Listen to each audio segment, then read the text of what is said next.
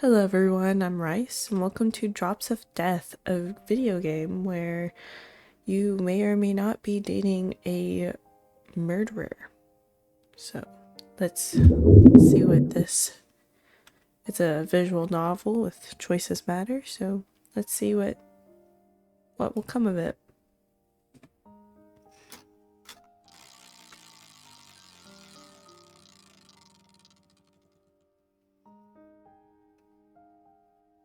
Oh, okay. So, I'm assuming that beginning part was picking the murderer, but we're gonna go with this. Oh, hold on. The controls. Gotta figure out the controls here first. Oh, okay. I see. We'll just go with that for now.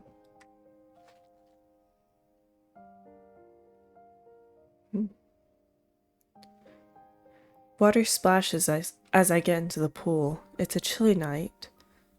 Chilly night out, but in the air is warm and heavy with humidity, and the water is the perfect temperature.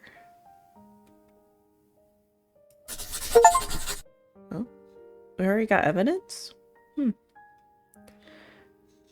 I wish my apartment had a hot tub, but that will remain a dream for the foreseeable future. At least the campus recreation center isn't too far from home.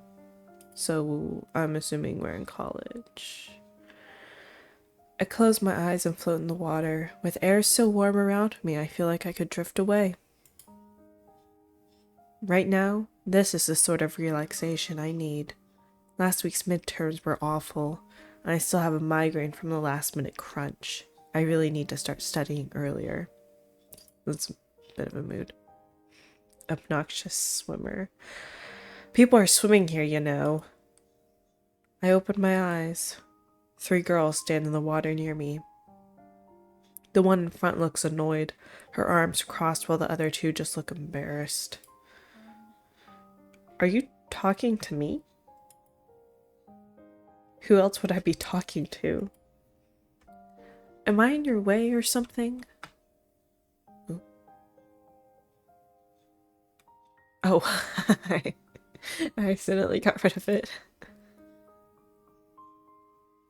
I glance around and wave my hand at the large pool. I doubt the 3 of you need all this space. We're here to do work, and you're taking up space in the pool just to lounge about in the water. Wow, I managed to run into a swimming pool elitist. I didn't even know those existed. I'm a student here, so I have as much right to use this pool as anyone else does. One of the other swimmers grabs her arm. Friendly swimmers talking now. Come on, Kristen, just leave her alone. She's not hurting anything. Fine. I shake my head as the 3 of them swim to the other end of the pool. That was an argument I did not expect to have today, or ever. One of the 3 girls sets down a buzzer, then they launch into some sort of stretches. They must be competitive swimmers. Yeah. My thoughts wandered to a girl I knew in high school who was trying to become an Olympic swimmer, but had little motivation. I wonder what she's doing nowadays. I doubt she made it to the Olympics, but you never know how people might change. Speaking of which, I need to make a change myself. Studying. From now on, I'll be on top of it. Maybe I'll talk to Edwin about getting a study group together. Edwin? Who's that? Tired job. See you later. One of the regulars I see here at the recreation center says his goodbyes to whoever is still in the locker rooms and walks past the pool toward the front. I should probably do the same. I need to get started on my homework if I plan to turn over a new leaf. And no matter how long I delay, I'll eventually have to brave the cold air. My gaze drifts to the 3 girls again as they start doing laps. A crash comes from the locker room. Oh, then a scuffling sound. Oh, And then a scream. I guess we're hopping right into the murdering. What the? I flip upright again to get my head out of the water. Wait, did we have that whole awkward conversation with those swimmers? Just floating our head back in the water. Doesn't they sound kind of weird? I don't know. Alright. The swimmers stop, looking around as if unsure of what they heard, and start swimming for the edge of the pool.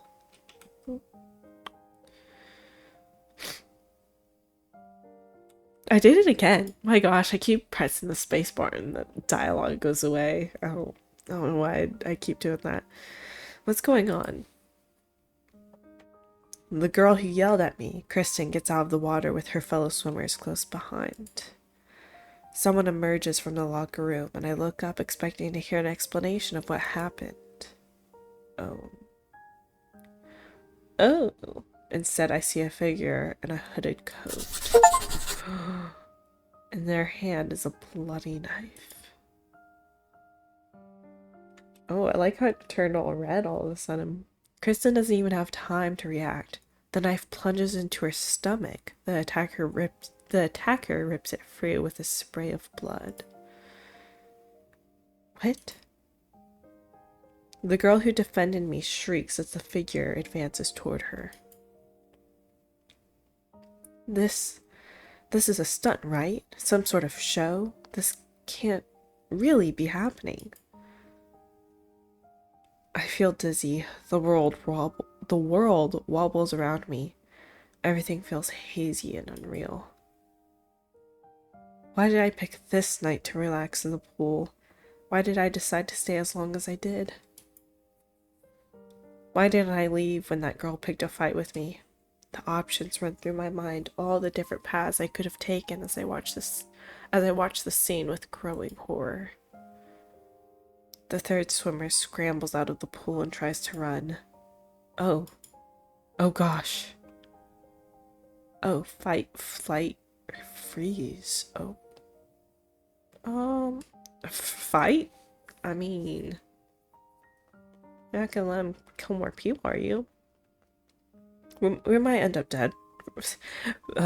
5 minutes into the game, we're already dead. Makes sense.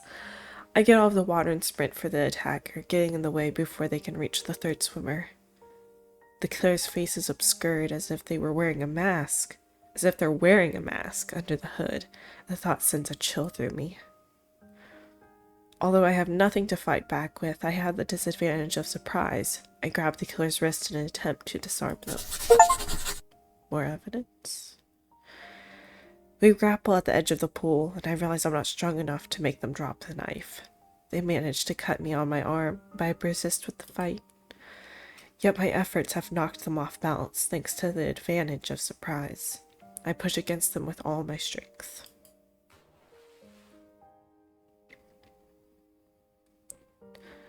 The killer loses their balance and falls into the pool with a tremendous splash. Oh? I turn and run. There's no sign of the other swimmer. I hope she managed to get away. All I have to do now is reach the lobby. There should be someone there who can help me, at least, if I don't know anyone else along the way. I reach the door and push it open, then run. This late at night, the place is almost completely empty. I race past the weightlifting room and glance inside, but it's empty. I force myself to slow down as I run over the floor's polished tiles, which could be as treacherous as the pool area.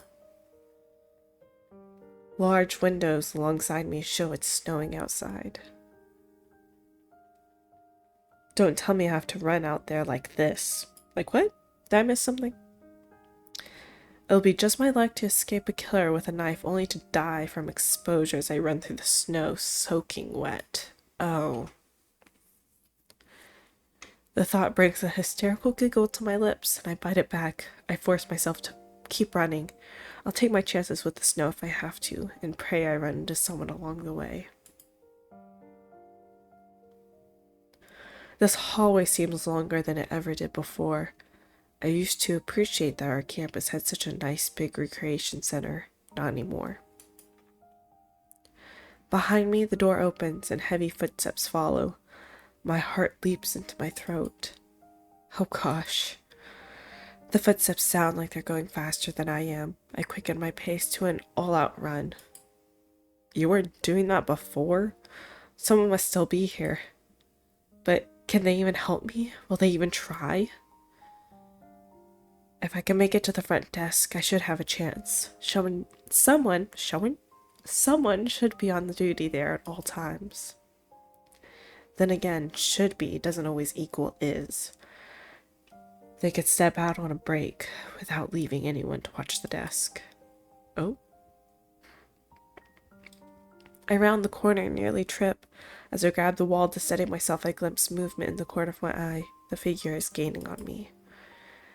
Down the hallway, music faintly reaches us. It must be coming from the yoga studio, but that feels almost as far away as the lobby. Oh. I don't know if y'all heard that. It's very low sounding. Let's bring that up a little bit. Yes, I know how low I have all of this. Let me be. We'll figure it out as we play. Okay. Help me. Help me. I run toward the yoga room. I have to find someone, preferably a group, although I'm not sure what a group could do. The swimmer's last moments flash through my mind again. My heart is in my throat. I can barely breathe. The door is right in front of me. If I take a shortcut through here, maybe I can block it from the other side. I put on a burst of energy and throw the door open. The music comes from an old MP3 player in the corner with no one nearby it.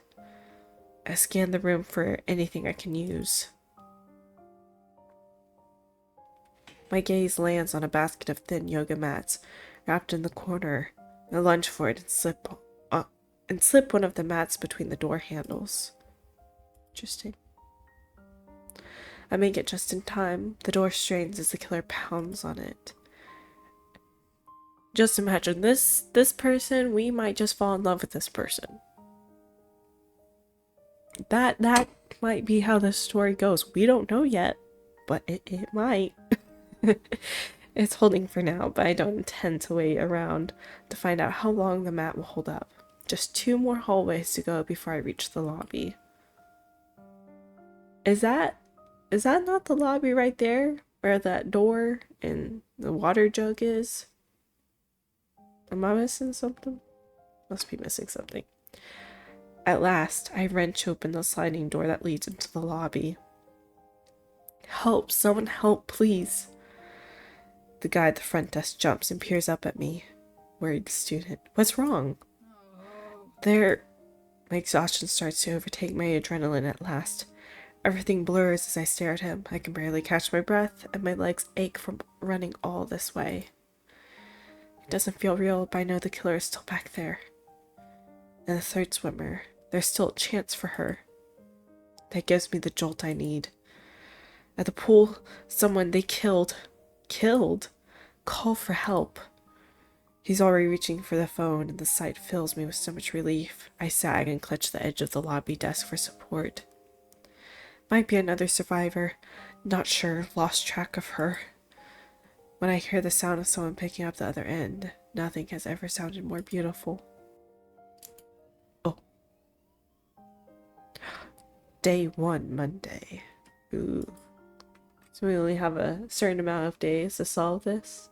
That's nice, I guess. And you're sure you couldn't see their face? That's still really low. I'm just gonna boom, bring it all the way up. Return. Alright.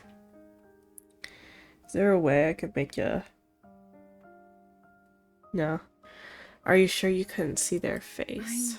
I'm afraid not. Can y'all hear that? I can't really hear that.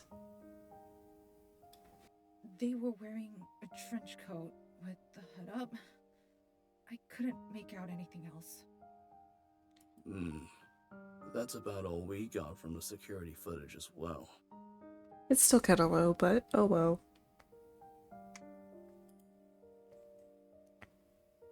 There must be something, right? Something has to give them a clue about who it was. So, how far of a time jump did we just make? What about their hands? Our hands? I think back trying to remember the killer's hand. It's a blur, a black blur. I think they were wearing black gloves.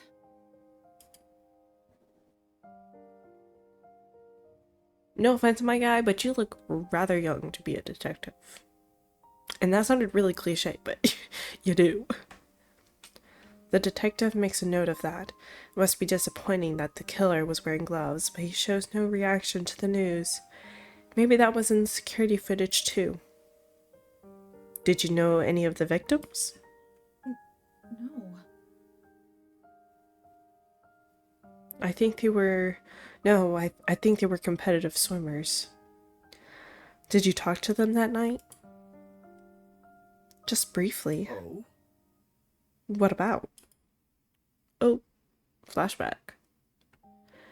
My mind flashes back to our argument in the pool. It was such a silly thing to argue over, and it sends a pang of regret through me even though that girl was the one who instigated it. Wait a minute. You can't possibly suspect me of being involved, right? Oh, well...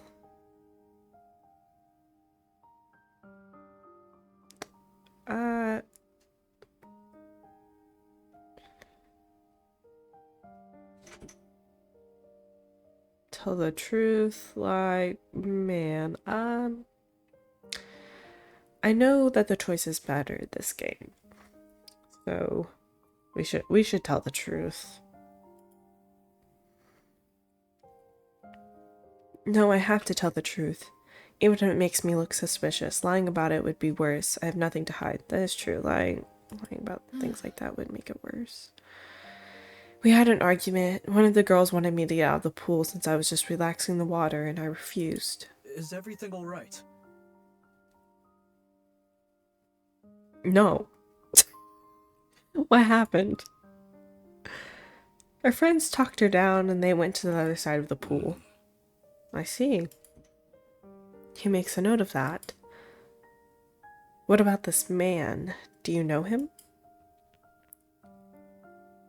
He shows me a headshot from a student ID of a young, toned man. His face doesn't look completely unfamiliar, but not familiar enough for me to even place him. No. I'm sorry, I don't. Is that who screamed before we saw the killer? Was he a victim too? That's fair. That's fine. Don't worry. Now I want you to try to answer this as best you can. Take your time and think about it carefully. Do you know of anyone who might want to kill you? Oh, he 100% does not suspect us. I hope. My blood runs cold at his question. You're not saying that the killer was there for me specifically, are you? I'd assume it was one of two things. Either the killer picked their targets indiscriminately in some sort of rage, and we just happened to be there at the time, or they were targeting the swim team, and I had to be silenced as a potential witness. It didn't occur to me that I might have been a target. I don't have any proof of that. However, we need to keep every possibility in mind, so think carefully and answer the question. No, I can't think of anyone who would want to kill me. I don't have any enemies I know of. Even saying that out loud feels like something from a movie. What about an ex? My last relationship was in high school. It wasn't a bad breakup, but we never talked to each other after that. That was years ago, though. A coworker, perhaps? I'm not currently working anywhere. Are you getting mad, brother? A classmate you're on bad terms with, then? No. No, I don't know any classmates who have anything against me. I shake my head. I really can't think of anyone. Mad to sympathetic? What is that face? What does that mean? Huh? He makes another note. We'll have an officer monitor your apartment for the next few days. Please try to limit your activities outside of your apartment as much as you can and get home before dark. Considering it's November, that's easier said than done. It gets dark out pretty early and I still have classes to attend. If we catch the killer quickly, you won't be in any danger. What if you don't?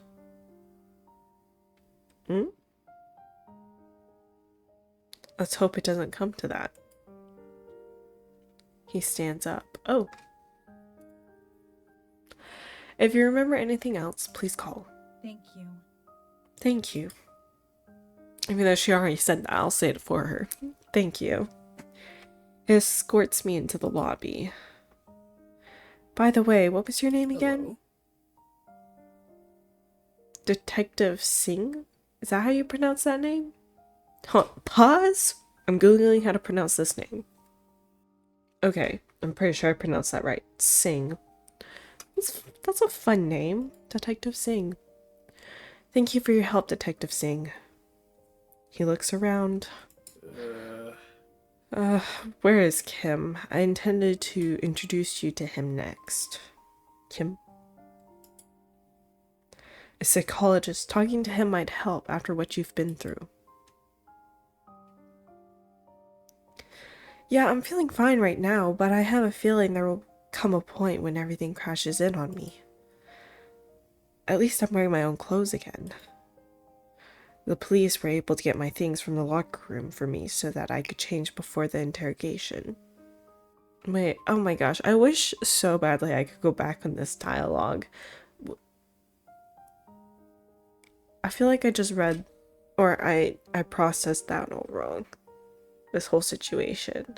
Like, as far as time goes. I don't know. Nick, there you are. Oh. You weren't in Nikki. your cubicle. I sat there for like 10 minutes waiting. Oh. I do work away from my desk sometimes, you know. So his first name is Nick, is it? Nick Singh? Okay. I glance from him to the young woman who came looking for him, and Singh sighs. Adrian, this is Fawn. She's a junior detective. Not to mention a top-notch true crime blogger. Okay. I'm pretty darn sure these two are, like, their potential love interests. Yes. For us. That too. Vaughn holds out her hand with a huge smile. It's nice to meet you. Adrian, was it? That's right. Good to meet you. Good. So did someone steal your wallet, or maybe the neighbors got a little too rowdy? No. No. Just a plain no. She was a witness to the murders at the pool last night. I just finished questioning her. Thanks a lot, Singh. You really didn't notice I was trying to avoid talking about it. Yeah, thanks, man. Oh. She looks at me with wide eyes. If you came in last night, you must be starving. Oh. Oh, did we, like, go straight to the police station? Yeah, that would make sense, going straight to the police station. I just wasn't sure. We seemed kind of, when we went to the receptionist, it seemed kind of, I don't know, like, passing out. Did we pass out? I don't remember. Yeah, I don't remember. I have very short-term memory. If you came in last night, you must be starving. Did anyone get you any food? Ah, that's fine. Our coffee isn't the best, but it'll at least wake you up. Oh, and we have croissants. Croissants? And muffins in the break room. They're from the bakery across from the new sushi place, if you've ever been there. Coffee and food both sound good at the moment. I'm not sure if I fell asleep last night or not after the cops arrived. Everything's such a blur. Yeah, everything is such a blur. I'm not following this time situation. I think day one Monday kind of threw me off a little bit. By tonight, this morning, we'll probably have blurred together with the rest too. I like their muffins. I'll bring you a plate then. Lots of laughing about muffins. He walks off briskly toward another room, leaving me alone with Fawn. So, you're a student at the university. Yeah, I'm a junior in integrated marketing. That sounds so cool. I took a few courses in creative writing there last year. Oh yes, you said something about a blog. Yep, I run a blog and vlog about, serial killers and unsolved crimes. Oh. I'm branching out into mysterious and the unknown, too. Oh. She hands me a glossy business card with a cartoon ghost beside the name and a splatter of blood above her social media handles. Fawning for crime. Not a bad name.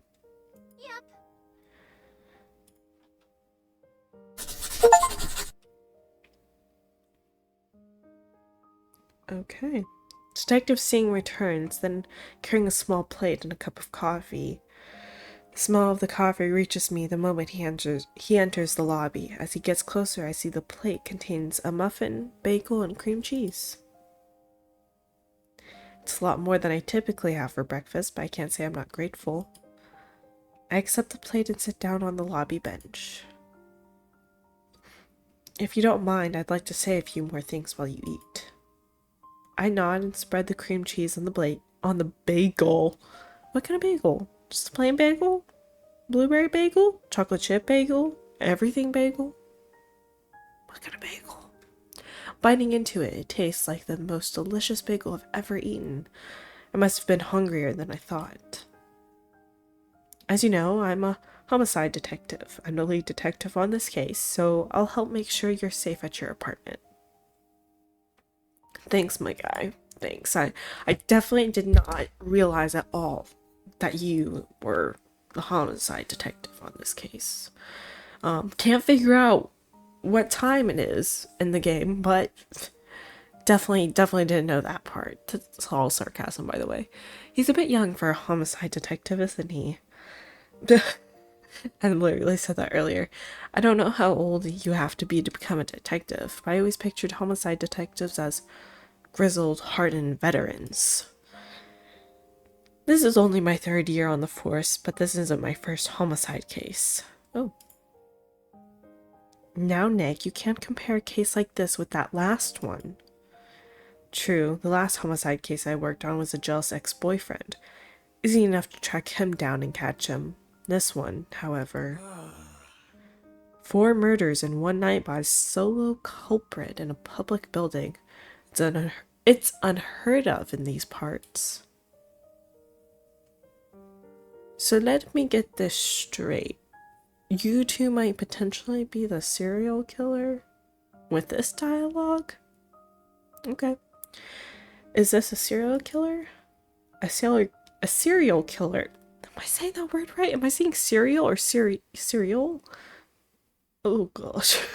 A serial killer is someone who murders multiple people seemingly at random, with victims typically fitting a set profile, and with a notable period of time between murders.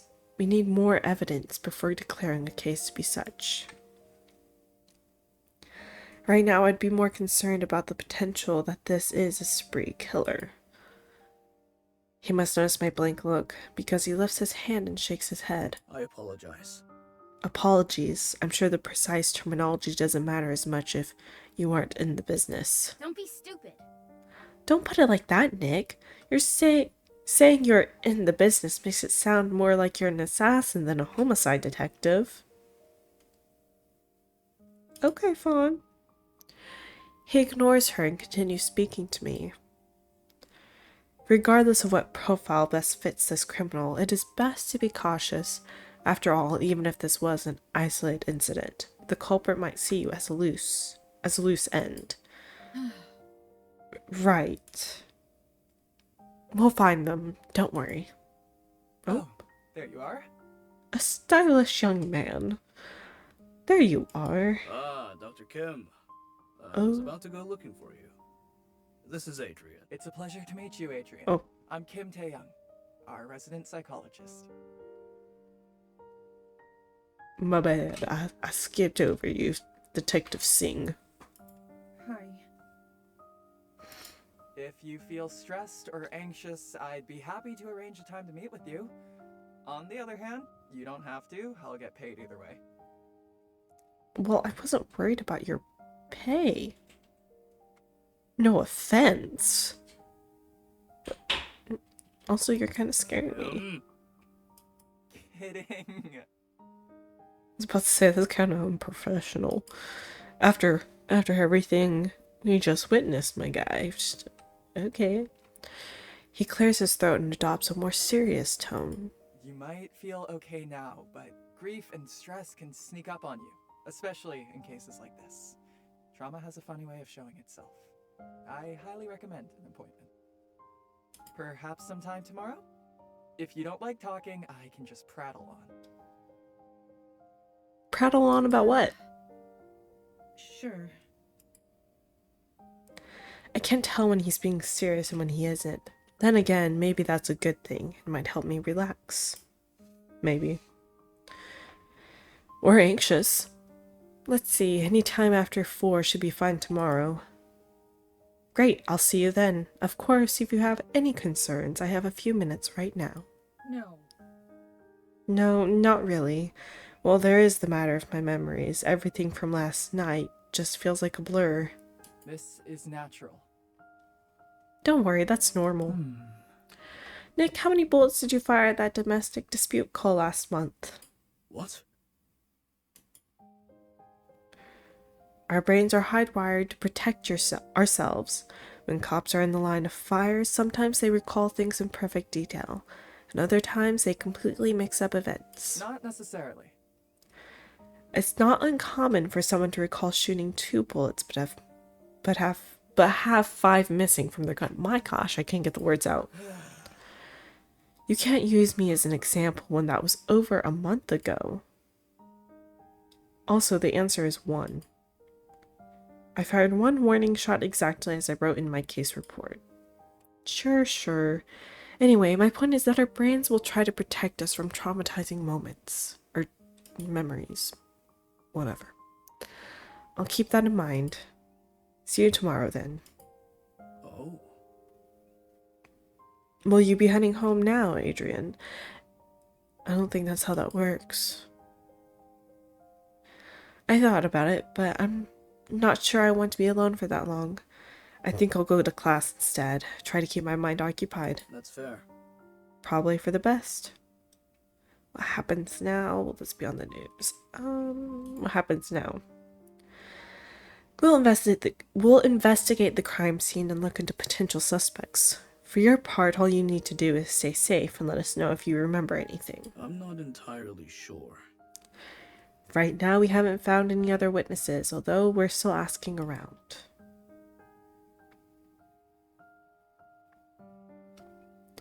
He starts to say something else, but then the lobby door opens and he glances over as a young woman is escorted in. Oh. Detective Singh, Natasha Diar... Oh, I don't know how to pronounce that last name. Is here. Very good, you may go. The officer nods, and the newcomer, Natasha, approaches us with an uncertain look. I was told you need to talk to me about something. Hmm? Did no one tell you the news? Well, I suppose it will have to be me then. That was a really long pause, my gosh. He turns back to me. Here's my number if you need to contact me. I need to take care of something now. He hands me a card with his name and phone number on it, and then he ushers Natasha into the interrogation room. I watch, slightly uneasy, unable to help wondering if she's part of the case. See ya. So you're leaving now? Too bad. I was hoping we could talk more. Be sure to check out my blog if you get a chance. Oh, ask about Natasha, ask about... I don't care about your blog. No offense. I'm sure it's great. But There's someone potentially after my life. Should we ask about the new person? Or ask about Detective Singh? Let's ask about Natasha. That girl, Natasha. Do you know who she is? Nah. Nope. Oh. She taps the side of her chin. She seems to be here for an interrogation, though. Maybe she's part of your case. Huh? You think so? Well, she could be here for a different case, but I'm not sure what else Nick is working on right now. I'm pretty sure your case has top priority for him. Oh, I see. When she came in, Singh mentioned something about her not having been told the news. Maybe she knew the victims. I give myself a shake. I'd better get to class. Thanks, Fawn. It was nice meeting you. Thank you.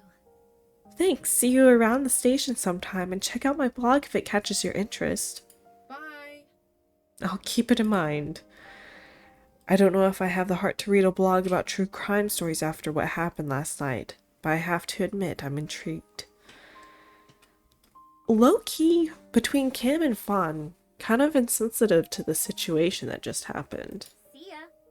Take care. Once she's gone, I rub my head. Can I really go to class like nothing happened? If only I could remember something about the culprit, anything at all that might help. I close my eyes and concentrate on my horrible encounter with the killer. Considering I actually grappled with the killer alongside the pool, you'd think I would have noticed something.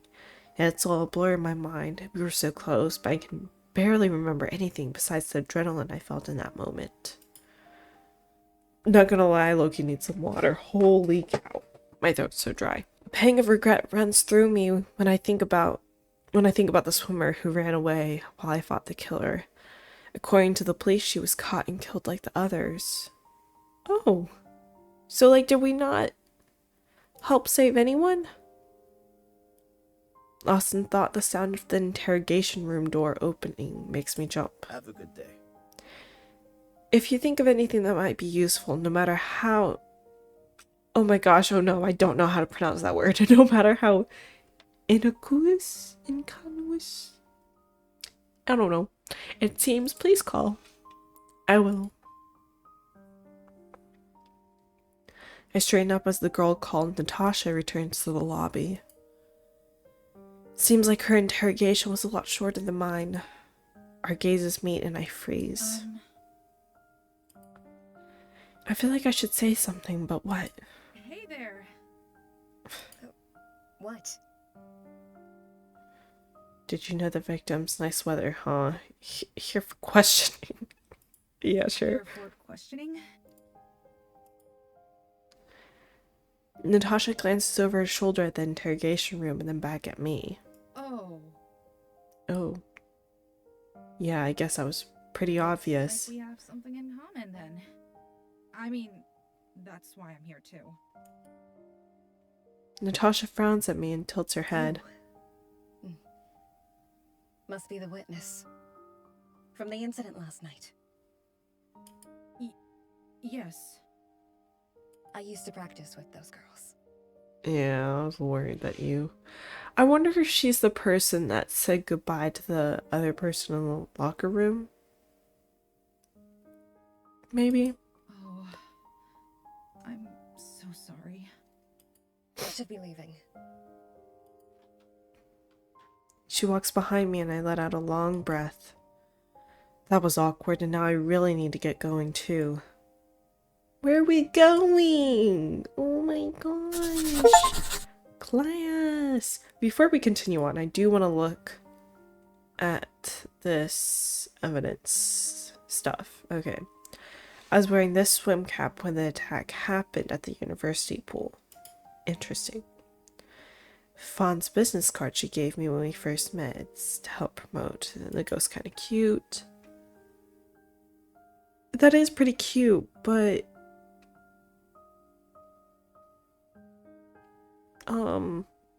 Where's the blood? Anyways. Oh, I didn't realize we got injured. Okay. The killer's weapon was a knife. Uh-huh. My school ID, not the best looking picture I've taken. Yeah. That breakfast does look amazing. It just does. Alright. All of that's not what's this? Oh! Oh! Past dialogue! Wow! Awesome. Okay.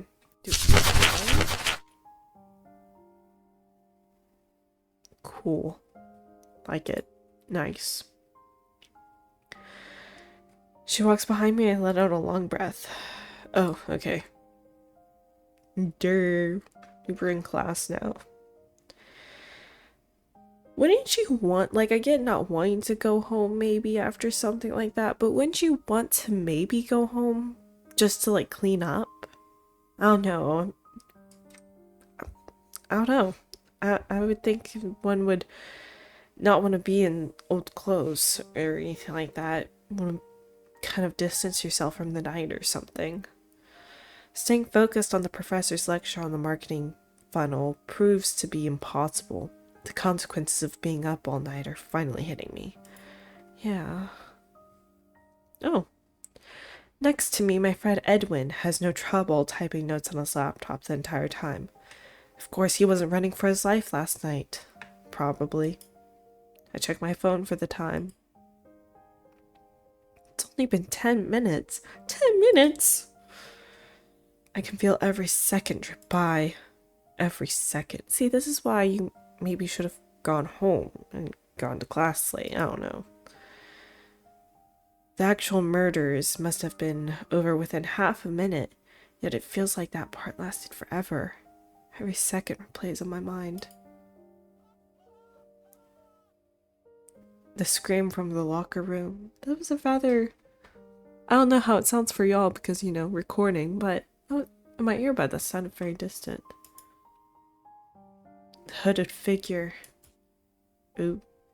The knife. The attack. Blood spraying. When I think about it, it doesn't feel real. It feels like I should be able to go back and change things. Something like this can't have happened. If only I'd realized what was happening when I heard that scream. Could we have all gotten out in time? My thoughts begin spiraling out of control. The clerk could walk through the door right now.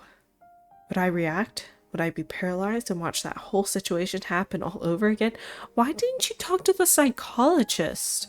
Don't get me wrong, he was kind of unprofessional, but girl, you needed to have done something to help yourself.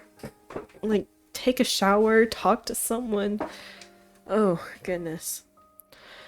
Would the killer recognize me? Would they ignore the other students and go straight for me or cut them down first? Seeing thinks the killer might see me as a loose end, even if I was just at the wrong place at the wrong time. There's every chance that they'll come after me. Afraid I saw too much. Surely they wouldn't attack me in the middle of class. And yet... Alright, for our next class, I want each of you to turn in an example of what you think a specific company's marketing funnel looks like. No copying each other's work now. That's all for today. As class finally breaks up, I look around in a daze. Fears and worries are still crowding my mind. Earth to Adrian. Earth to Adrian. Okay, Edwin. You do look like an Edwin. Hey, what's with you today? Did you spend all night partying or something? I never thought you were the type. Mr. Judgy. He peers directly into my gaze. His gaze seems so vibrant today.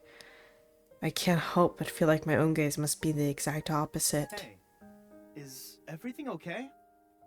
No. No. Not really.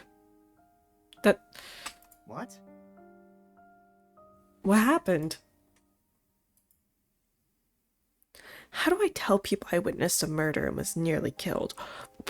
Do we want to tell Edwin? Like, I get having to tell the other three people like Fawn, Sing, and Kim. I get telling them because they're working on the case. Or Fawn's not, but she just was there. And I even get Natasha. But do we really want to tell Edwin? Like, we don't know who the killer You was. want to get lunch? Anyways, do you want to get lunch? I manage not.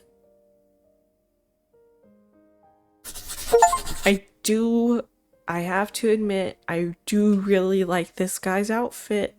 It looks honestly like something I'd wear. Edwin takes me to a Papa restaurant downtown. We don't go here often, but I can tell that choosing this place is his subtle way of saying it's on me. He hasn't pressed me any more about what happened, but it's clear he can tell something is wrong. We sit down and a waitress takes our drink order. Then Edwin looks at me. So, do you want to talk about it? I exhale slowly. I don't even know where to begin. Are you okay? Did something happen?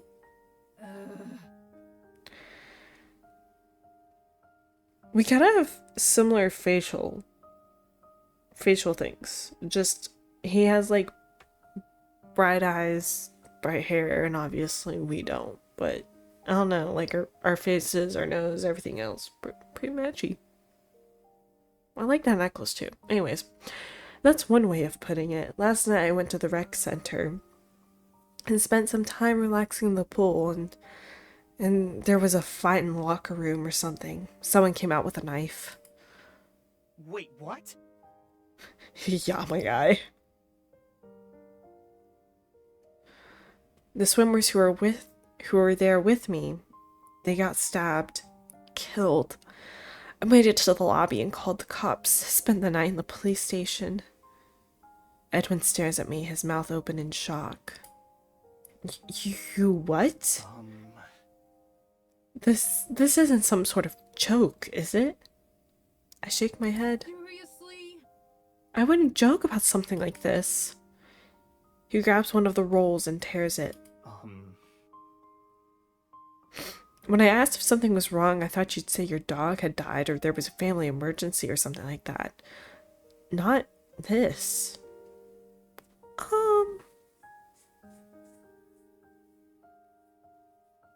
Okay. Yeah. I swallow hard. You can see why I'm a little distracted today. Did they catch the person who did it? I shake my head. Wait, what?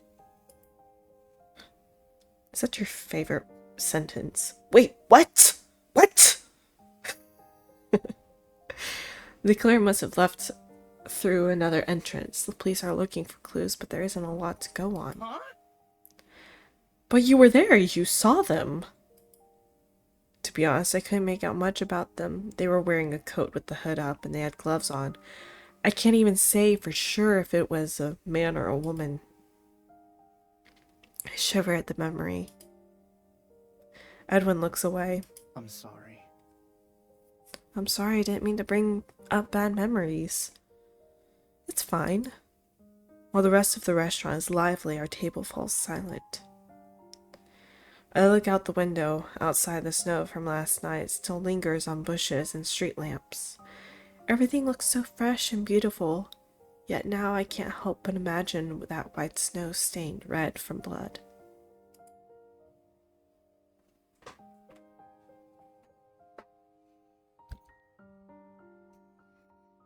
Ugh, I've got to stop thinking like things like this. I'm surprised you still came to class. He takes a sip of his drink. If it were me, I'd still be in my room in the fraternity with the door locked. With the door locked, I don't know if that's dangerous.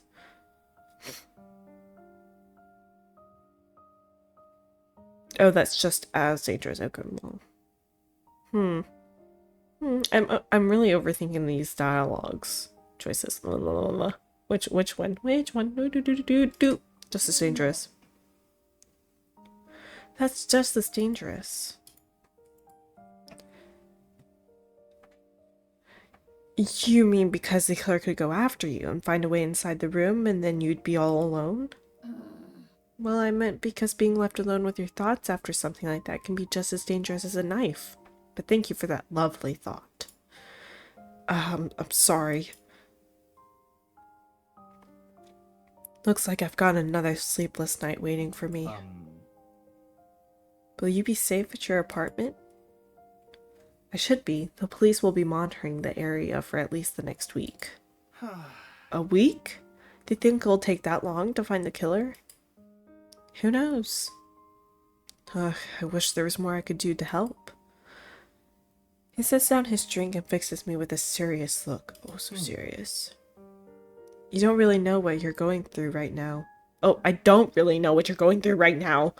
But you're one of my closest friends. If you need anything or want to talk to anyone, just say the word. My throat's killing me. Oh my gosh. Thank you.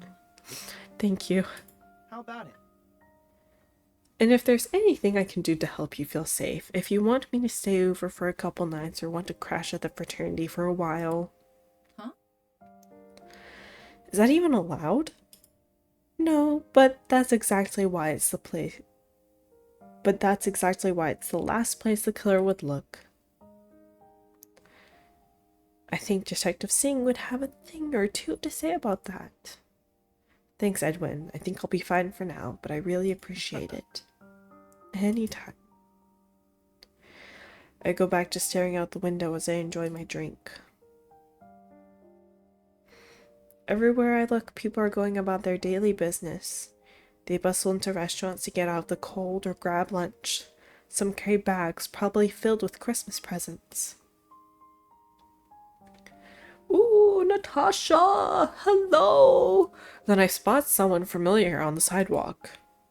Isn't that Natasha? Stay and eat with Edwin, go outside to talk to Natasha. She just found out her friends died. I don't... like... And you're the witness. I'm gonna stay and eat with Edwin. I turn away from the window and give my head a shake in the hopes of clearing out these strange thoughts. Natasha and I barely know each other. Our conversation this morning was awkward enough. Like literally. Besides, I probably should avoid anyone connected to the crime until they catch the killer. That sends my thoughts spiraling down a whole new dark path. What if she's the killer? Yeah. Should I be worried that she's right outside? Is it really just a coincidence that we'd both be here? Earth to Adrian, am I losing you again? I jump. Sorry about that. I saw someone I recognized outside. She was at the station this precinct this morning for questioning about the incident last night. Yeah, she knew the victims. Careful. You should probably stay away from her for now. I nod and take another drink. Why do you think I should stay away from her? I mean, I stayed away from her because I thought it would hurt to talk and see. Mainly to see the witness of her friend's murders, but why do you think I should stay away from her? Why is she here? It's probably just a coincidence. This isn't that big of an area after all. It's not too weird to run into someone from campus. I don't know. I guess so. I hope we're both just being paranoid right now. I don't know if he's being paranoid. I don't trust you. I don't trust you, Edwin. Are you sure you feel safe at your apartment? Why, you want to kill me and you're at your place? Or on the way to your place? That'd be a little suspicious. You'd be caught rather quickly. Anyways, I'll be fine. Under his worried look, I sigh. If you want to help, you can drive me home after we eat. Great.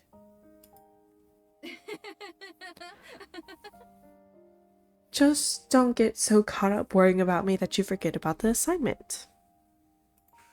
Me? I should be saying that to you. Please, I could do a marketing funnel in my sleep. Perfect, then you can do mine while you're napping. In your dreams. We actually could work together pretty easily if we wanted to.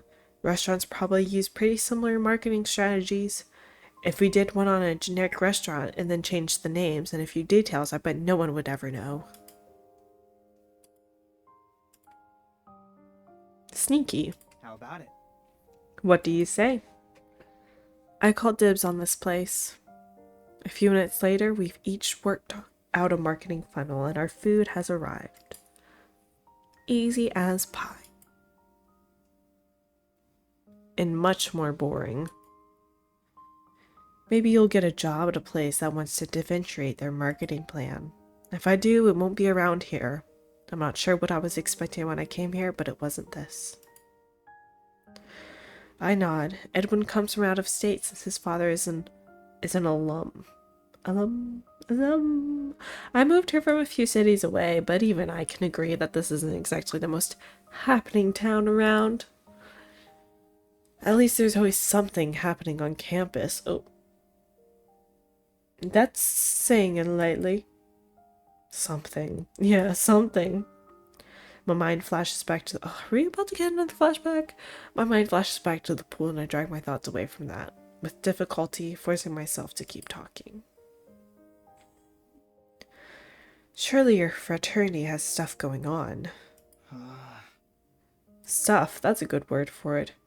We're one of the more formal fraternities, but I swear they have keg stands bi-weekly. There must be more than that. Whatever. There are the trips, I guess, going off to Europe or the Congo or Brazil. Brazil? I've gone on a few trips with them, but between senior year coming up and this internship, I haven't been able to recently. Now that's the hard life, only being able to take international vacations a couple times a year. He laughs. Alright, maybe that didn't come across quite the way I meant it. I'm just saying it's not as thrilling as you might think. I have a lot more fun when we're together. Flatterer. You must want something. Your life. What?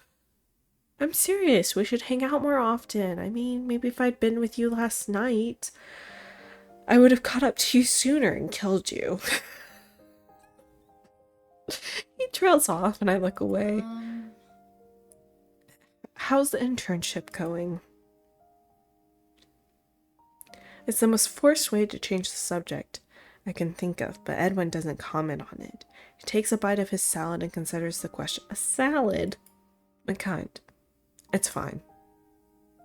Well, thank you for that insightful commentary to keep the conversation going. I wish I could find a good internship around here, especially one with pay. Weren't you at some insurance company for a while? Yeah, but they never let me near any actual marketing stuff. I was just running errands and looking over basic material I'd already learned in marketing and management. What's even the point of an internship if it's going to be like that? Oof, sounds rough. It was a recommendation too. Only 10 to 1 odds the professor who suggested it knows someone at the company. After all, you know what they say. It's not what you know, it's who you know. Exactly. That's actually very true. Yet here we are, paying good money to study. Aha! That's where you're wrong. We're paying good money for the chance to make connections, networking, you know? Sure, a degree is important, but we could learn marketing online if we wanted to. Also true. I could make connections online if I wanted to, too. That's not the same thing. Isn't it? I met a girl today who runs a blog. She gave me a business card and everything. Online networking is the way of the future. Come on, you can't compare a random blog to something like this. If you say so. Think of it like this. You've already paid them as much. Think of it like this. You've already paid them, so you should go to as many events as you can to get as much out of it as possible. Yeah. That's more like it. There's going to be a winter festival soon, for example. If you'd like to go to that, I'd be happy to take you. We'll see. So you talk about wanting to get your money's worth, but when it all comes down to it, you're not actually interested in going to events, is that it? More like I'll be waiting to see if there's still a killer on the loose. I'd be there with you. What, don't you think I could keep you safe? Huh? Besides, you don't even know if the killer's after you. You were just in the wrong place at the wrong time and you didn't see anything. What are you talking about? Huh? You know that, and I know that, but the killer might not know that. Edwin sighs. There's no point in speculating about it now. I guess we'll see when the time comes.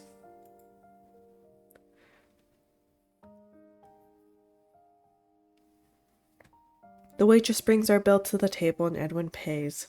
Once he signs the check, he looks up at me. Ready to go? Thank you. Yeah, thanks. Don't mention it. Anytime you want to go out, even if it's just to keep your mind off of things, just say the word. Edwin parks just outside my apartment building. He peers out the window at the building with a worried frown. Are you sure you'll be safe? Are you sure you'll be alright there? I'll be alright here. Come on, quit it. At this rate, you'll make me even more paranoid than I already am. Whatever. With the killer out to get you, a little paranoia might not be such a bad thing. Weren't you just trying to soothe my paranoia by trying to get me to go to a festival? Your math ain't mathin', Sir Edwin. You need a key to get into the building, so unless someone else let the killer in, there's nothing to worry about. And you have seen how often someone walking into a building like this helpfully holds the door open for the random stranger behind them? Even so, there's no way they could get into my apartment without a key, so I'll be perfectly fine, as long as the killer isn't waiting in the hallway to jump out at me as I pass.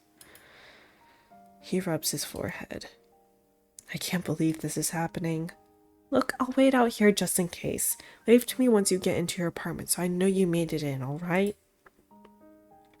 Alright. No one is waiting in the halls to jump out at me, so despite a harrowing journey up the stairs due to my Edwin-induced paranoia, I make it to my apartment to the front door of my apartment where I see a today's paper sitting at my door. Ooh. I pick it up inside the massive headline on the front page. Murder at University Pool. Murderer still at large. Oh. Great. I make my way into my apartment. You know, Edwin has a point. Like the famous quote goes, just because you're paranoid doesn't mean they aren't after you. When you have a legitimate reason to think someone is out to get you, it pays to be cautious. I walk to the window and look out. Edwin is still parked down below, so I wave. He waves back, and a moment later I hear the engine start up. Come to think of it, what was the plan if I didn't wave? He'd wait a few minutes, then come in after me? I exhale slowly and walk through the apartment to check each room just in case. Usually it's nice having the place all to myself, but just this once I wish my roommate was here. The quiet stillness of the apartment feels staggering, yet each little noise plays on my nerves. The sharp ringing of my phone cuts through the silence and I nearly jump out of my skin. Ah! Heart hammering, I take a breath to compose myself and answer the phone. Hello? Hello? It's me, Detective Singh, you know, the detective from this morning. Hello. How bad does he think my memory is? I remember you. Is everything alright? Did something happen? You sound like you're out of breath. The phone ringing just gave me a start, that's all. I apologize. Oh, sorry about that. I just thought I'd call to make sure everything is alright and let you know that the officers watching the apartment building will be changing shifts soon. Alright, thank you. I didn't even notice the surveillance when we drove up. I walk to the window and look out again. It takes a bit of scanning, but this time I notice the police car parked nearby. Is it normal to have guards? Of course it's normal to have guards. I'd be concerned if they didn't give you guards. Is there any new leads? Are there any new leads? What, since this morning? Sometimes these things are wrapped up pretty quickly, aren't they? Unfortunately. Maybe so, but not this time. I'm not supposed to tell you anything about the case either. The stuff needs to be kept secret, even from the primary witness. I see. What I can tell you is that we don't have anyone who can provide more information than you did about the killer's identity. The mix of victims is puzzling as well. Is it possible that the guy in the locker room was the main target and the rest of us were targeted as potential witnesses? We're pursuing that as a potential lead, although at this point it seems unlikely. It certainly appears premeditated. No matter who the primary target was, the killer went to the pool that day specifically to kill someone. His casual delivery of something so chilling makes me shiver. I see. I apologize. I apologize if that was harsh. No, it's fine. It's hard to believe a killer like that is still out there. Before I let you go, there is one last thing I need to know. Where is your roommate?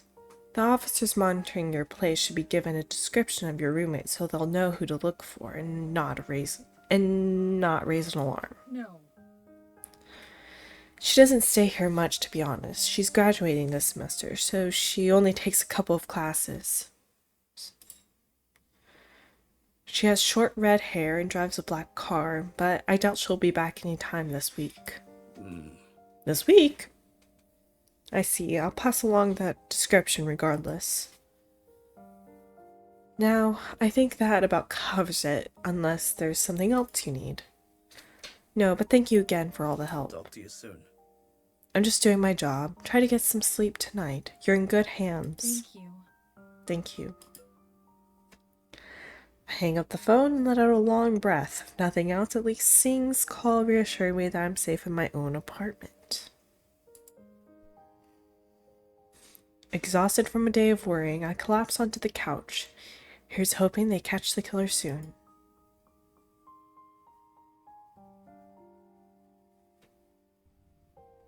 Day 2? It's already day 2? Day 2? Okay. Clark, you're up. Oh, are we Adrian Clark? That's kind of a cool name.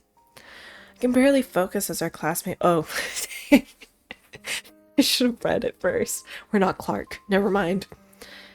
I can barely focus on our classmate as our classmate walks to the front of the lecture hall and starts up his slideshow presentation on a food delivery service. Paying attention to presentations like this is difficult the best of times, but it's especially bad today. This is the third one, and my attention has gradually slipped more and more. Things were fine this morning when I arrived on campus. I chatted with Edwin like things were normal and even made plans for a study session with some other friends once our classes are done for today. I think I'm reading a little too fast. Sorry.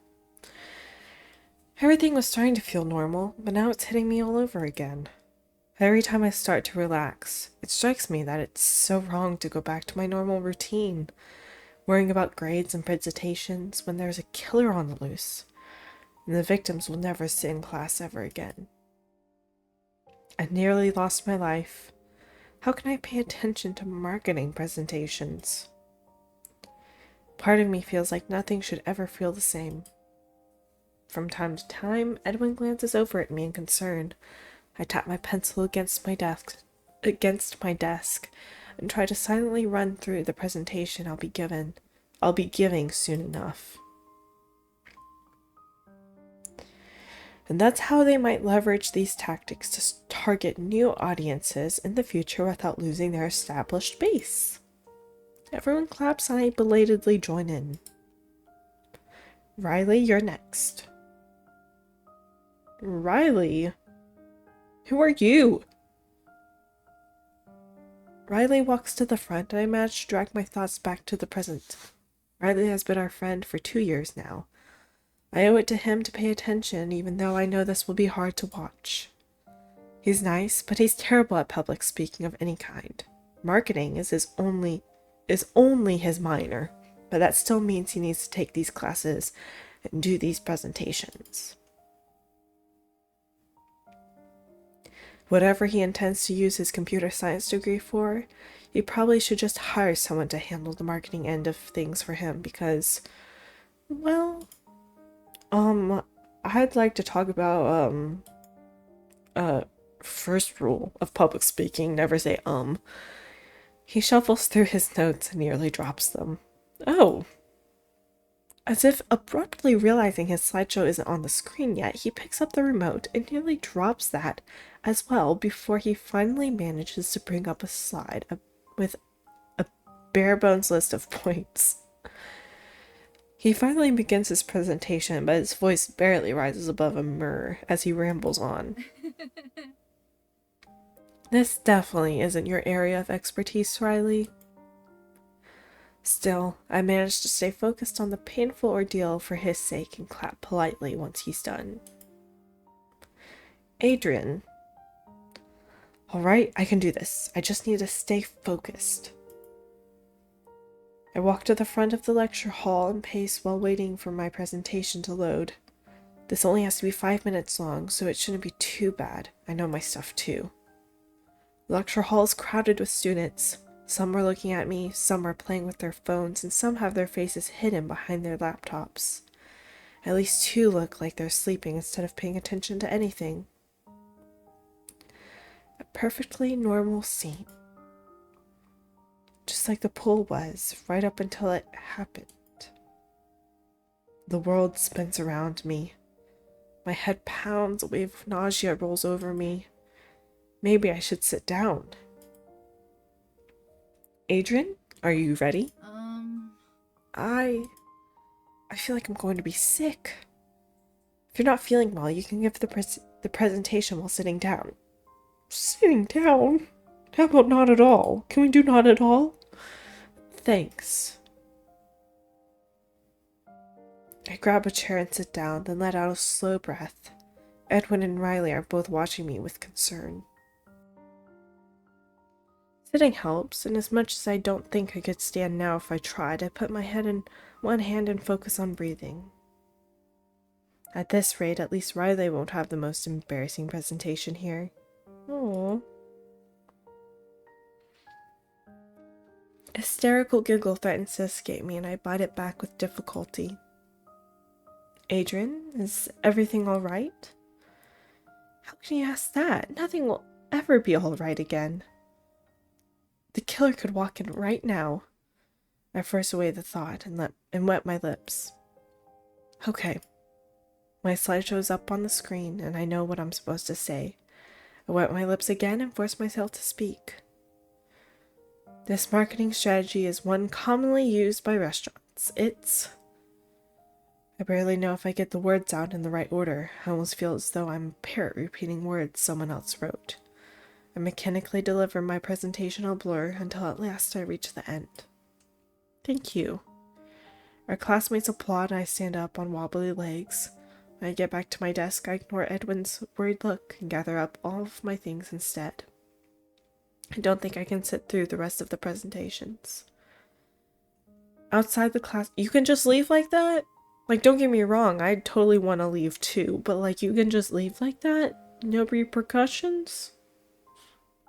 I don't think you can, my guy. Anyways, outside the classroom, it occurs to me that I probably shouldn't go wandering around on my own in between classes. Probably not. I sigh and close my eyes. At least it's better out here, without so many people crowding me. I finally start to relax when I hear footsteps. Natasha's walking down the hall, her books clutched close to her chest. Ignore her, call out to her.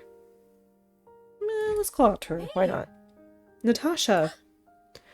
She jumps and spins toward me, her eyes wide. A moment later, she relaxes. Don't do that, you nearly gave me a heart attack. Sorry.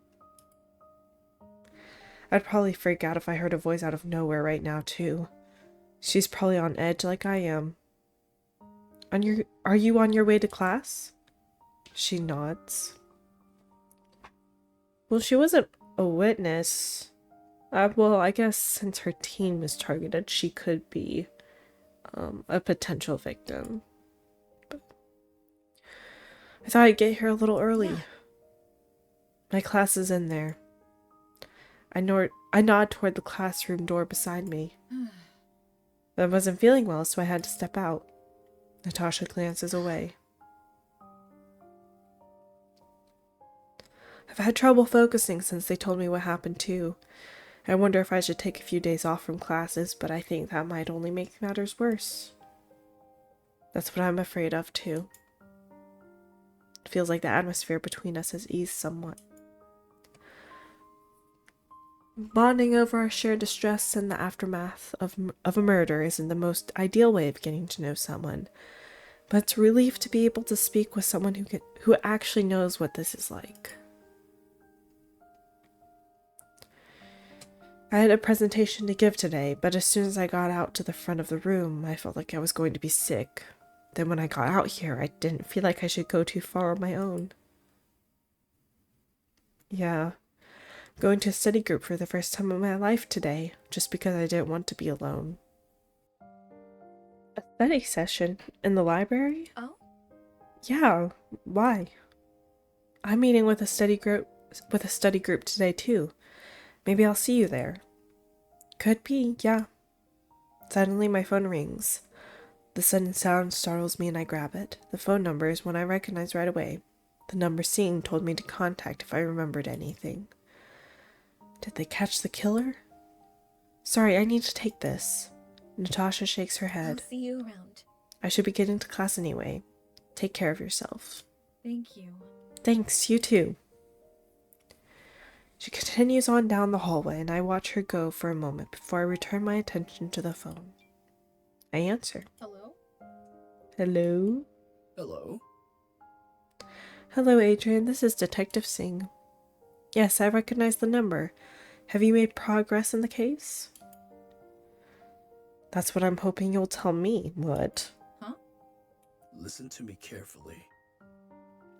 We've identified some suspects who were in the area around the time of the crime, and we'd like you to look at the lineup. Can you drop by the station? You want me to come down there? After what just happened in class, I'm not sure it's a good idea for me to drive. Are you on campus? I can send an officer to pick you up. That'd be great, thank you. Singh and I work out where the car will pick me up, and then I wait a couple more minutes before heading there, to avoid spending any more time alone than I have to. The lineup, huh? So he wants me to try to identify the killer. The thought sends a shiver through me, but it isn't as though I can refuse. Already? Like a whole lineup of people? Good, you've arrived. Do you feel up for looking at the lineup now? Well... I want to get this over with, but I'm starting to feel sick again. I place my hand on the edge of the desk to steady myself and Singh's eyes narrow. Is everything alright? You're pale. Did something happen?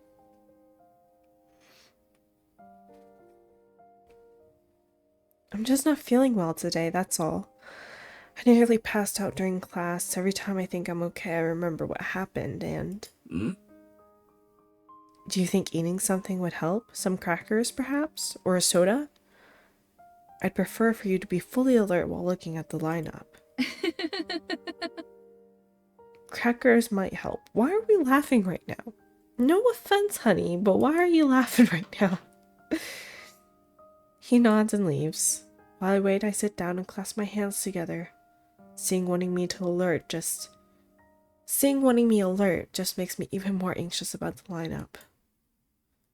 I've seen police lineups in movies. They line up behind one-way glass, and I have to look at them and try to identify the killer. But the killer didn't have any identifying features. Unless there's an obvious height difference in suspects, I'm not sure I'll even be able to narrow it down, let alone pick the right person. Back already, are you? Whoa, you look like you've seen a ghost. Everything all right? No. Nothing nearly as interesting as a ghost, I'm afraid. I'm just not feeling well. I almost passed out during class. Sympathy fills Fawn's face. Sorry. Sorry to hear that. I know this must be rough. Yeah, Detective Singh went to get me some crackers, though, so maybe that'll help. Her eyebrows fly up. Detective No Social Skills is getting you crackers because you aren't feeling well? Exactly what hold do you have over him? I would think none, being that I barely know him. Or she barely knows him. I laugh and shake my head. There's also a lot of giggling going on right now. Which doesn't make a whole lot of sense with what's going on. But anyways. He wants me to see a lineup, so I need to be able to focus. Oh, now it makes sense.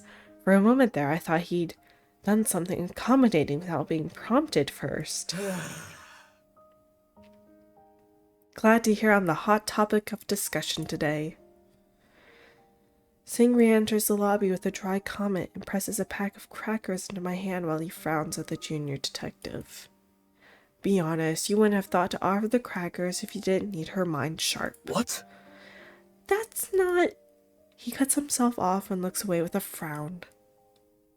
I just hope it's enough. The crackers are fairly bland, with only a little salt for flavor, but eating something does make me feel a little better. I can't believe this.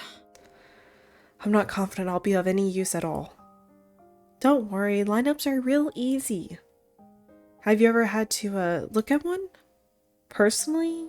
Not yet, but if you don't recognize anyone, don't sweat it. They'll catch the culprit eventually. You sound so sure. Well, of course, it's not like we have anything better to do than solve a murder case. Trust me, we're not fighting over processing the DUI tickets. Singh coughs loudly, eyebrows raised. We all have to do the grunt work, you know. Don't think you can pawn off your responsibilities by getting attached to this case.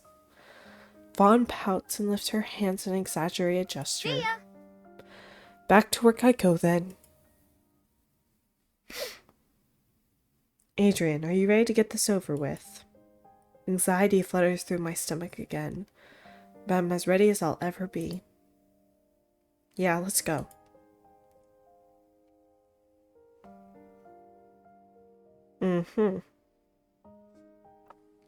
Like I imagined, a glass wall separates the room in half. A group of men stand lined up on the other side. It's one-way glass, right? Yes, exactly. You can see them, but they can't see you. That makes me feel better, but this is still nerve-wracking. I can't tell anything about them at all. Also, did Detective Singh sound like he might have had like an accent at the end of that? At the end of his dialogue? It'd be cool if he did. A couple of the guys are way too burly. Another one is so slight it looks like he might snap in half during a fight. I'm able to cross them off the list. The rest, though... I'm sorry. That's about all I can tell. Alright, thank you for cooperating. If you do remember anything else... You'll be the first to know. He does have an accent. How fun.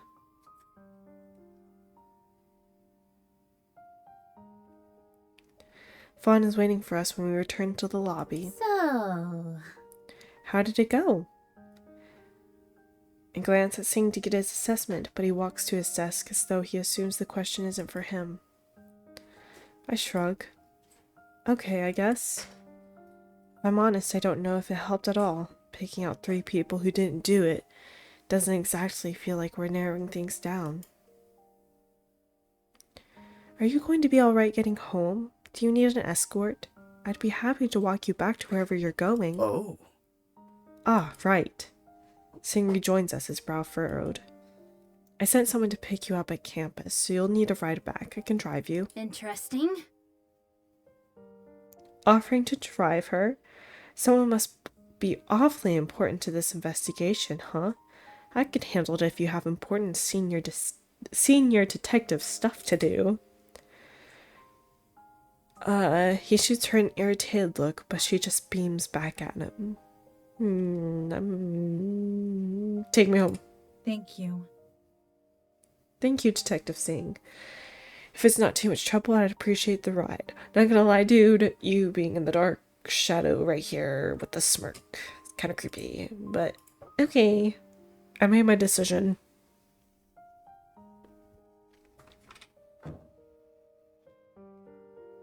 I get into the squad car with Singh and he starts driving. Back to campus or to your apartment? Campus. Late classes, I see. I have a study session with some friends, actually. Where? One of the lounge areas in the library. You can reserve them ahead of time to make sure they're free. How many people will be there? Lots of questions, lots of questions. Not too many, maybe 5 or 6. Sometimes people bring friends, but it never gets too crowded. Those lounges wouldn't be able to handle a big group. Are other students usually around at that time? Any teachers? I glanced at him. Do you think it's too dangerous? I'm not entirely sure. Just looking to get a better picture of the situation. If anything seems off... Don't worry, I won't stick around unless I'm sure it's safe. Alright. We drive in silence for a few minutes. His cautious questions have joined the rest of my paranoid thoughts, bouncing around in my brain. You said you worked a homicide case before, didn't you? How long did it take to catch that killer? Barely 32 hours. Huh?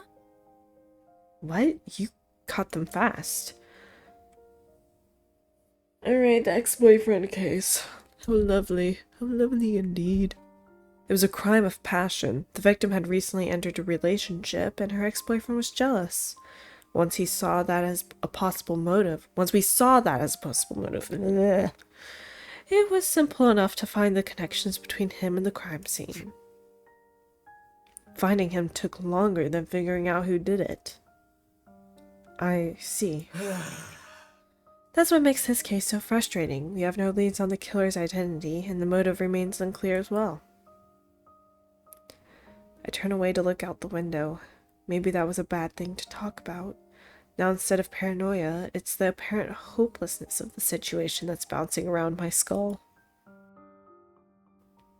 It's unusual for such a strange crime to happen in a town like this.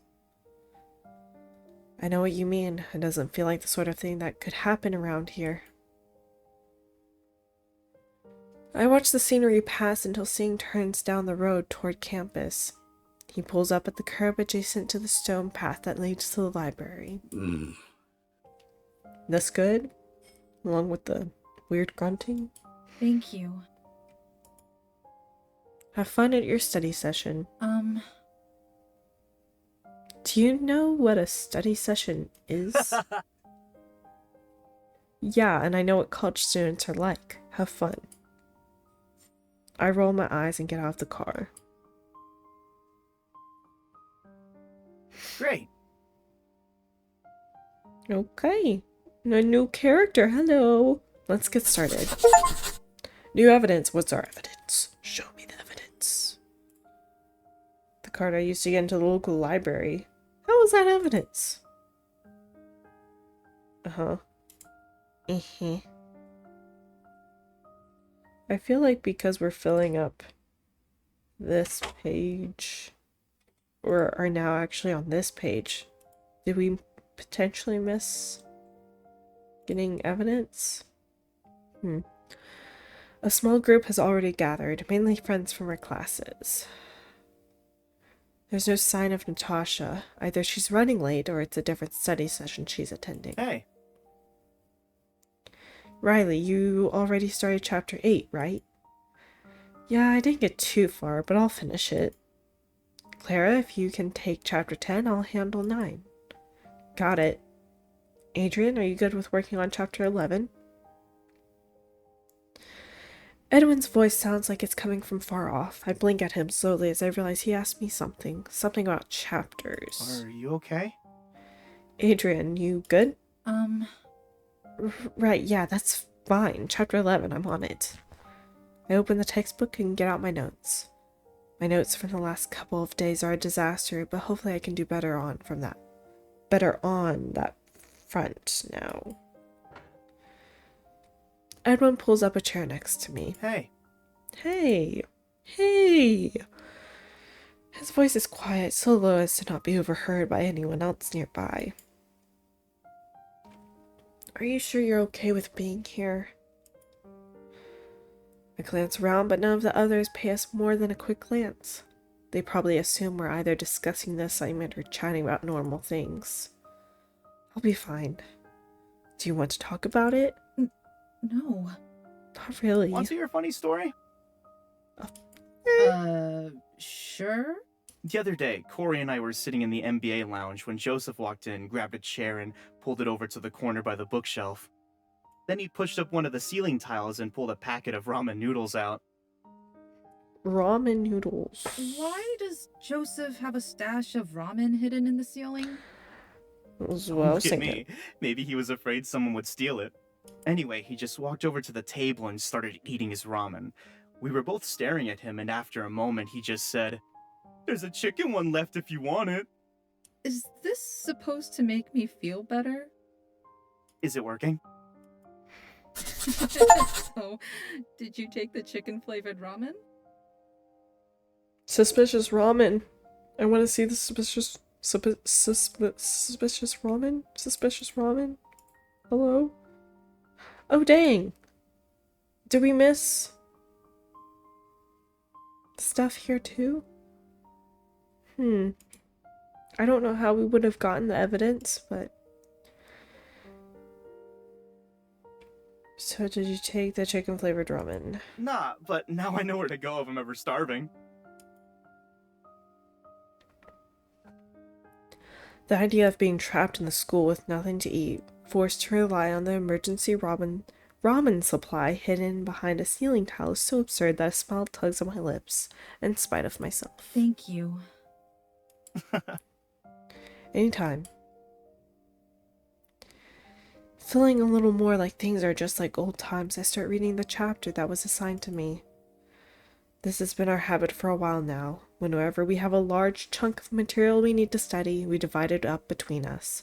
That way we can exchange notes. It's an efficient enough system.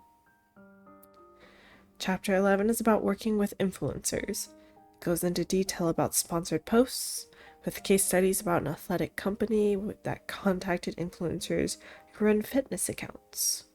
Why do you look angry, Riley? Riley?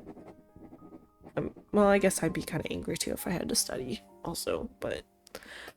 I start taking notes. One of the key case studies focuses on posts written by a competitive swimmer.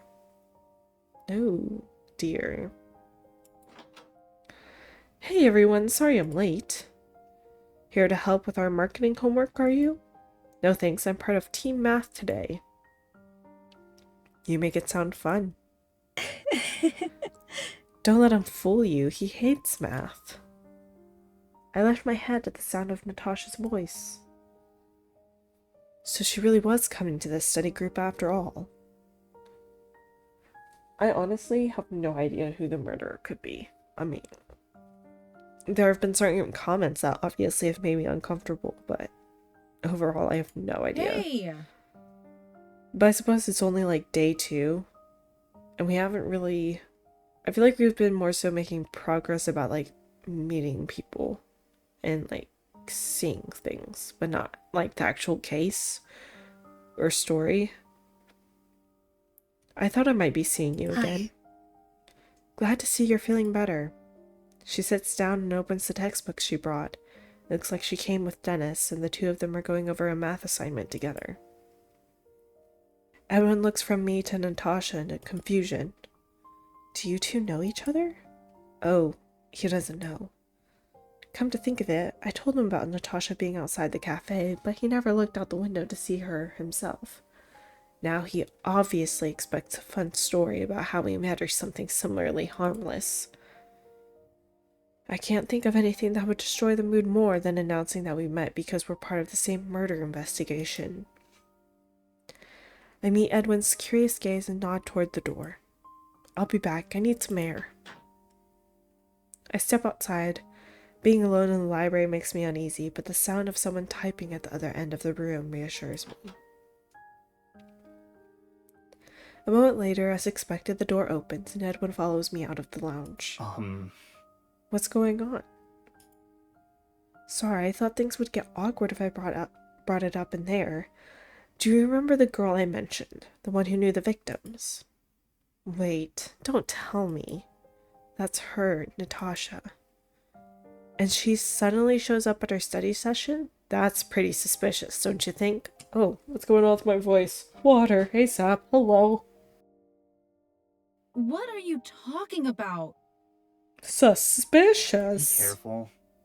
What if she's the culprit? Judging by what happened at the pool, the culprit wouldn't think twice about attacking a whole room of people to get you. To be honest, I kind of feel like Natasha might be innocent. I know the murderer was picked at random at the beginning of this game, but she does give innocent vibes. Unless the killer, the motive to kill me is simply because I was there, then maybe not so suspicious, but at the same time, yeah. You know what, the more I think about it, the more she could potentially be the murderer. Seriously? Come on, that's ridiculous. Someone must have invited her anyway. He returns to the lounge and I hurry after him. Come on, Edwin, don't do anything to make this awkward. To my dismay, he sits down right across from Natasha. So, Natasha, I didn't realize you and Adrian were friends. Did she invite you to join us tonight? No, Dennis did. You know Adrian? We just met the other day. She looks uncomfortable by the direction this conversation is going. I don't blame her. I don't want to talk about what happened at the pool. Whatever. It's a funny coincidence. I mean, that Dennis would invite you to our study session for the first time so soon after you and Adrian met. Yeah, who'd have guessed, considering everything that happened. I thought it'd be good for Natasha to get her mind off of things. Everything that happened? What do you mean? Ooh, Clara. Natasha looks down at her textbook as though trying to block the rest of the world out. I clear my throat. Hey! Hey, aren't we supposed to be studying? I clap my hands together. Come on, let's get back to it. Dang, Adrian, when did you become such a stickler? Since I saw my grade on our last exam. That sends a ripple of laughter through the group, and everyone returns to their work. Natasha catches my gaze and gives me a slight nod. I nod back, and then return to reading my chapter of the textbook, skipping over the swimmer case study. As time passes, I start to feel relaxed again. It's easier to slip into my routine and convince myself life will go back to normal. After about an hour, Natasha closes her textbook and stands up. Thanks. I appreciate it. That's about it for me. It was good meeting you all. Her gaze lands on me. Good seeing you again, Adrian. You too. I wave goodbye to Natasha.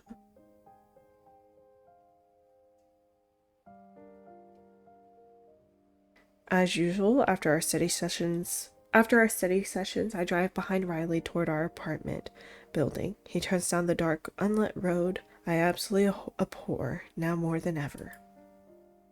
The sole streetlight does nothing against the shadows of the tall trees on either side. It should be illegal to have a city street this dark. Driving down here is nerve-wracking at the best of times, let alone when I have every reason to want to avoid isolated places. The sight of the brightly lit apartment building makes me exhale in relief. It's good to see the police cruiser making its lap around the complex, too. All the same, once I park and get out of the car, I glance over my shoulder the entire way up the stairs. Home sweet home. I can't lock the door fast enough. Then I turn around. The hair on the back of my neck stands on end. Something is wrong. Is the murderer our roommate? And they were roommates. It's hard to put my finger on exactly what it is, but something is wrong. Don't panic. More flashbacks? Don't panic, don't panic, don't panic. I grab the edge of the couch for support and take deep breaths. Each breath seems to restore some clarity. First, it doesn't seem like anyone is here. I'm in no immediate danger. Another breath, I need to stay calm and figure out what it is. After one more breath, I'm able to look around the apartment without panicking. That book isn't where I left it this morning. It's been moved slightly to the side. The drawer wasn't open when I left either. The more I look, the more I see tiny signs here and there that someone was in my apartment. All of them together add up to a sense of wrongness that struck me the moment I walked in, even though each on its own seems insignificant. There's a roaring sound in my ears. Someone was in here while I was gone. At least as clear as Natasha. No, wait, I haven't been home all day. I don't know. This happened during the study session. Oh my gosh, I can't get my words out. I don't know. This happened during the study session. It could have been any time during the day. I brace myself and then I check each room with an umbrella in one hand in case I need a weapon. Okay, first of all, an umbrella's not going to make a good weapon. Second of all, can it not be your roommate that did something? Like, just left a slight mess? No one is here. Nothing is disturbed outside of the living room either. That's a relief, but it doesn't fix the problem. Of course, I suppose you're working with a paranoid mind at the moment. I grab my phone and dial my roommate's number, but a cheerful answering service message tells me that she is on vacation, therefore it might take a while to respond to calls. Oh, so then it might not be her at all. Right, okay, I forgot the roommate's gone, okay. It wouldn't be like her to return early without telling me and then disappear again either. I grit my teeth and squeeze my eyes shut. I can't deal with this alone. I need to tell someone. Call Singh. He's the freaking detective on our case. I find the number Singh told me to call if anything came up and dial it as fast as I can. Rings 3 times, then he answers. Hello? This is Adrian. Immediately his voice is sharp and alert. Is everything alright? What happened? I just got back to my apartment. I think someone was in here. It's nothing obvious, but things are out of place. Could it be your roommate? No. No, she's still away. Alright, I'll get in touch with the officer patrolling the area to see if they saw anything that could be of use. Even something that seemed...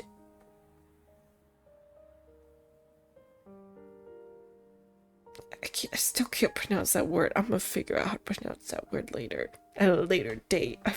I probably know that word. The second I hear it, I'm probably gonna be like, oh, it's that word. But I don't. Oh my gosh. Even something that seemed blank at the time might be important now. Of course, we can't overlook the possibility that this was an unrelated incident. That'd be pretty terrible luck, though. Moving on, did you lock your door before you left this morning? I think so, but any sign of forced entry? No. Not that I noticed. Listen to me carefully. You should talk to your building manager about changing the lock on your door. Even if you forgot, it's better to take bleh, it's better to take precautions. Alright, I will. I'll be in touch if I learn anything on my end. Thank you. Fortunately, the building manager is agreeable to my request to change the lock on my apartment door, and waits with me until the task is done. It seems the police filed her in on the basic situation because of the cars monitoring the building. The work on my door finishes up just as a visitor arrives. Am I interrupting? Don't know, Please. are you? Come in. Thank you. Why are you here? He glances after the departing workman before shutting the door. I check to make sure the new lock is fastened. Sorry about that. I was just getting the lock changed. Please, sit down. That was pretty quick on getting the lock fixed. Kim flips open his notepad and sits down next to me on the How couch. was your day? Nerve-wracking, fine, boring. Let's be honest. Nerve-wracking. I mean, you were full of nerves Oh? all day. How so? He's a psychologist, so I see no reason to hide how I've been feeling all day. I keep expecting something to happen. Every little thing feels like a threat. I'd like to chalk it up to paranoia, but I feel like I'll be in danger if I do that. I see. Understandable. He makes a note and then looks up at me again. So, what's going on? You're a marketing student, correct? How do you like that? It's fine. What are your classes like? Why do you need to know this? Does this have anything to do with how she's handling things right now? Right now we're doing deep dives into the marketing funnel and how to develop marketing strategies for corporations based on their growth and audience. And you enjoy it? Sure. You like psychology, don't you? He smiles. Sure. He writes something else on his notepad. I fight the urge to try to see what he's written about me so far. What do you think? What do you think of the business department? Is he creating a psych profile for me or something? Some students have an attitude problem I fit right in. Well, I know nothing about... This seems like the most Adrian response, to be honest. Some students have an attitude problem. I don't know, though.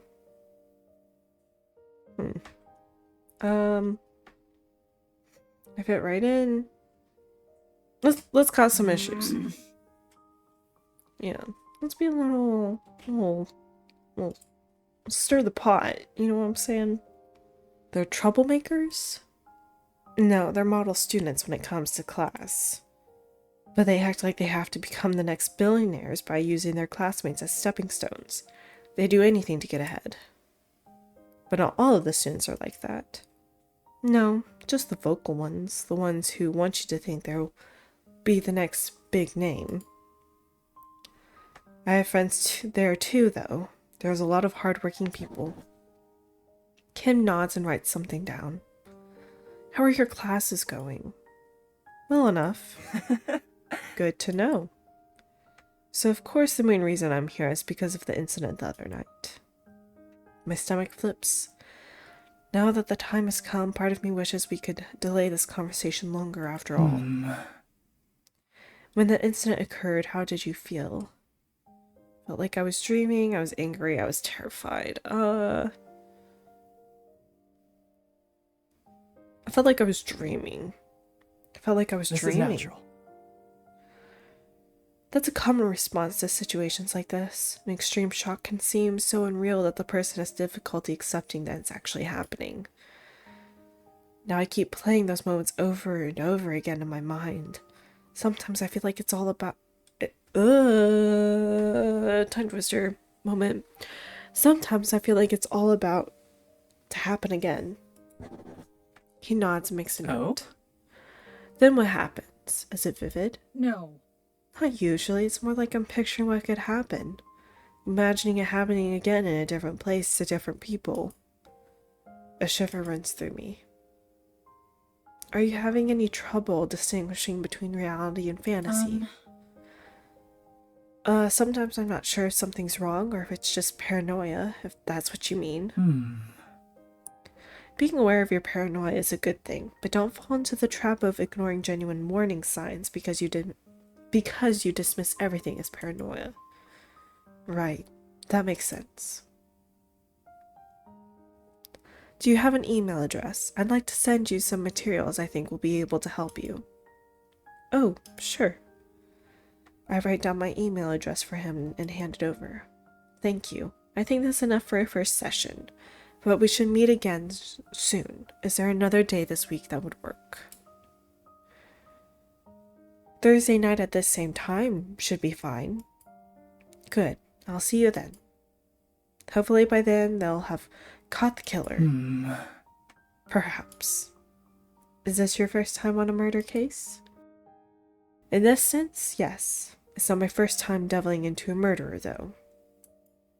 What do you mean? When I was a student, one of my professors set up a surprise webcam talk with a guy on death row. It was a surprise for us, I should say. What was it like? It was unsettling. He had murdered 3 women along an empty highway and buried their bodies at a farm nearby. He was only caught when his 4th victim escaped. I shudder. I can imagine how that 4th victim felt. Thank goodness she managed to get away. By the time we saw him, he had been behind bars for a decade. Talking to students like us counted as good behavior, so he's happy to participate. You know, he insisted he had done nothing wrong. Oh, he didn't deny the murders, but he seemed to think he shouldn't have been punished for it. He claimed the whole world was against him. Highly disturbing, and no matter where you sat, it seemed like he was looking right at you. Turns out it was all pre-recorded. Our professor's idea of a trick, or perhaps an experiment. What? It was fake? Was the guy even a real serial killer? I'm afraid not. You said I'm afraid not. Dialogue says who knows. If somebody you trust showed you a video of a guy in handcuffs and told you he killed 3 people, would you doubt it? I suppose not. Real or not, it was a memorable lead-in to our section on the psychology of murderers. People kill for many different reasons, some of which might seem inexplicable to us. You mean like thinking God told them to do it? That's one possibility. But even that is understandable. If you believe that was what was happening to you, it makes sense that you'd obey. Just like killing out of anger, jealousy, greed. These motivations are logical, if unconscionable. Conscionable? Think about it like this. Did I say that word right? I don't feel like I did. Anyways. Consider those someone who kills for the thrill of it, or because they want attention, or someone who sees another person's death as having a benefit for them, as if other people were pawns on a chessboard. Or someone who thinks a specific person's death is simply a necessary event for the order of the universe. All of these motives might seem to us to be quite illogical, but to the person committing the crime, it's the most logical thing in the world. So, what about the killer in this case? Any idea? I'm afraid not. I'm afraid I have no way of predicting that with the little information I have. I was afraid of that. Still, if there's anything you'd like a psychologist's perspective on, just say the word and I'll do what I can. Thank you. He stands up. Until our next session. Until Thursday then. Have a good night. Thank you. Thanks. You too. Oh. More evidence. Once Kim leaves, I check the lock again and then sit down to finish up my remaining homework. The assignments are simple enough for a change, and I finish with time to spare. I turn my laptop on and see that Kim's email has arrived. I download the documents he sent to read later. I wonder. Before I can think better of it, I find myself on the university website. I click around until I find the swim team's page. There they are. My throat tightens as I recognize the girls from the pool. In the photo, they have bright smiles for the camera, not knowing what will happen to them in the future. They thought their whole lives were ahead of them. In a few days, they'll be put in their final resting places without any future at all. If Natasha used to swim with them, she should be somewhere in these photos too. There's a page for photos of events. After scrolling back a few months, I find her. She's standing with the girl who tried to run. They're smiling. Oh, I forgot I can't pronounce her last name. Or I don't know how to. Natasha and Rebecca Lyle. Rebecca was a nursing major, sophomore year. Another page contains brief new posts about the swim team and their competitions. I scroll numbly through. They drove to a swimming competition in Atlanta, had a picnic at the park in town, hosted a food charity drive last fall. The words blur together until I see Natasha's name again. I stop scrolling. The post is from a few months ago. Natasha announced today that she would be leaving the swim team. Although she has been one of the team's premier swimmers, she has chosen to pursue a solo career instead. Her teammates wish her luck on her journey.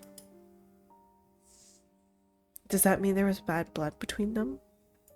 Ooh. Suspect. Anxious again, I close the laptop and flop onto my bed. I can already tell it's going to be a long, restless night.